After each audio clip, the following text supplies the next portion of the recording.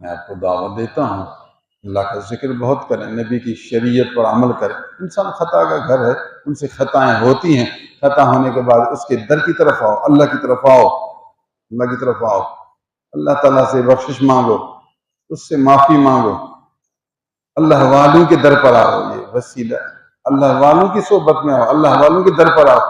اللہ والوں کے در پر آنے سے اس کی رحمت اور زیادہ ہوتی ہے، اللہ کے پیارے بندوں کے پاس آنے سے اس کی رحمت اور زیادہ بڑھتی ہے۔ تو آپ خود بھی معافی مانگے، اللہ والوں کی خدمت بھی کریں۔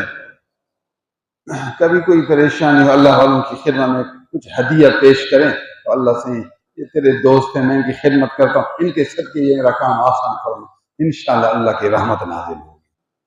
وہ راضی ہوتا ہے اس اٹکل سے، یہ آیت اس کی دلیل ہے۔ اللہ عز و جل ہمیں قرآن و سنت سمجھنے عمل کرنے کی توفیق نصیب